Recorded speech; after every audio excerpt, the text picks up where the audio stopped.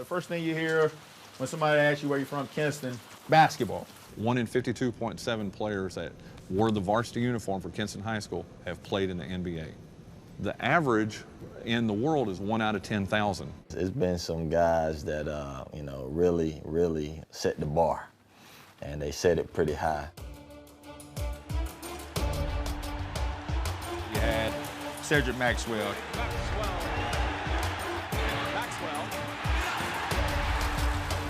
Charles Shackelford.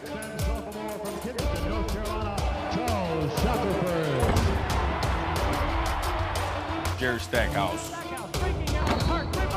76ers select Jerry Stackhouse from the University of North Carolina. Reggie Bullock. Knocks down the triple.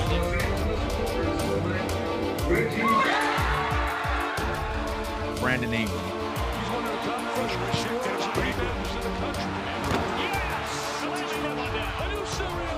It's just guys laying the foundation. When they hear about a kid here, it's never been a second thought about the kid. Like, oh yeah, this kid is for sure. So we got a good word here about when they hear about a kid in Kinston, they're coming. Roy Williams recently stated if he heard about a basketball player in Kinston, North Carolina, he'll come here before he go to New York City.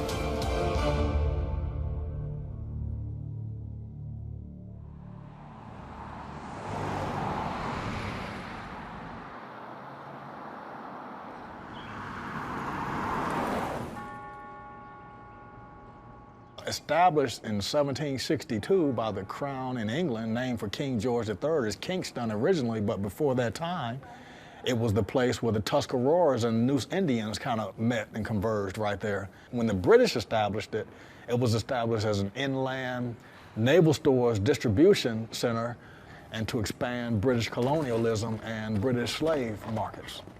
I think a lot of the people who are both white, black, and Indian family lineages still persist. The people are just the salt of the earth, genuine people. When you see somebody in Kinston, they probably speak, and you're not from here, they'll speak to you before you speak to them. That's how it is. That's how it is. Like, if you're not even from here, people still speak out of respect. And I feel like it's more respect here in Kinston than what people think, because of the simple fact of how close and tight we can be. Basketball brings us together a lot.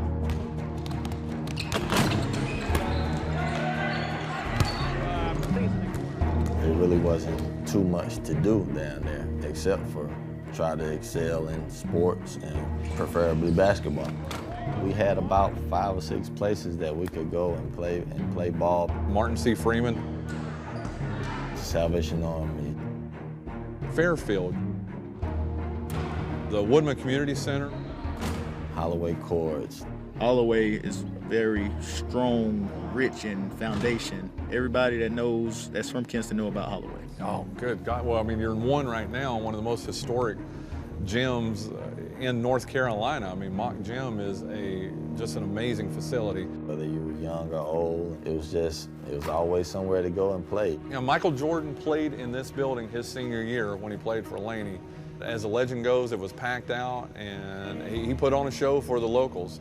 People live and breathe Kinston basketball here. The preeminent place in America for high school basketball talent, and I've been all over the state. There's not a lot of communities in North Carolina that really adopt a program as their own. They've done that to basketball here in this town. It's been ingrained in them their entire lives. You know, you look up, you see the banners. I mean, there's 100 to 120 boys that try out every year. You can only have 15 per team, so you're cutting 70 kids, 60, 70 kids. I can vividly remember back in '01, we could literally go 15 deep. So we had a starting 5, we had a second 5, and we had a third 5. From 2002 to now, with 6 state championships played for 2 others here in Kinston, that's the way it was in the 50s and 60s for Granger High School, Paul Jones and Granger High School. He is the architect of the success that you've seen in Kinston.